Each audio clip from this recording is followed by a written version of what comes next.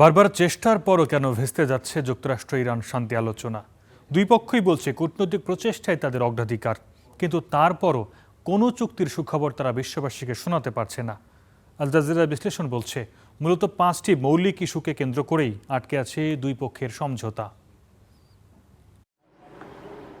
যুক্তরাষ্ট্র ইরান শান্তি আলোচনা, পুরো বিশ্ব তাকিয়ে আছে এই কূটনৈতিক প্রচেষ্টার ইতিবাচক সমাধানের দিকে, যার লক্ষ্য হবে ইরান ও পুরো মধ্যপ্রাচ্যে শান্তি প্রতিষ্ঠা।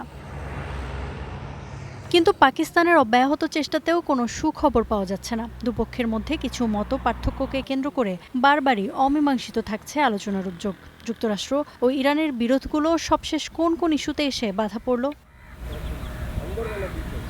ওয়াশিংটন ও তেহরানের মধ্যে শান্তি চুক্তির প্রধান বাধা ইরানের পারমাণবিক কর্মসূচি। যুক্তরাষ্ট্র চায় ইরান তাদের পারমাণবিক কর্মসূচি পুরোপুরি বন্ধ করে দিক। স্বভাবতই এতে রাজি নয় ইরান, ভাষ্য এটি তাদের অধিকার।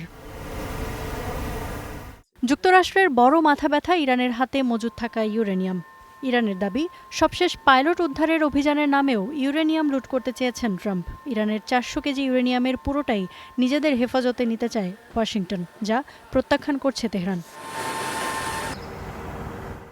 আরেক বড় ইস্যু হরমুজের নিয়ন্ত্রণ। ইরানে নৌ অবরোধের নামে যুক্তরাষ্ট্র মূলত হরমুজে তাদের নিয়ন্ত্রণ প্রতিষ্ঠা করতে চায়, যাতে কোনো ছাড় দিতে রাজি নয় ইরান। যুক্তরাষ্ট্র ইরানের ওপর নৌ অবরোধ প্রত্যাহার করলেও হরমুজের নিয়ন্ত্রণ ছাড়ছে না তেহরান।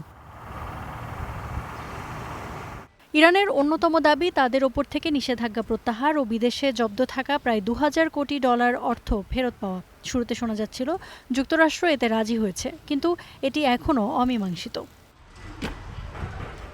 যুক্তরাষ্ট্র ও ইসরায়েলের চাপিয়ে দেয়া এই যুদ্ধের ক্ষতিপূরণ ইরানের আরেক দাবি। এই যুদ্ধে ইরানের ক্ষতি অন্তত $27,000 কোটি।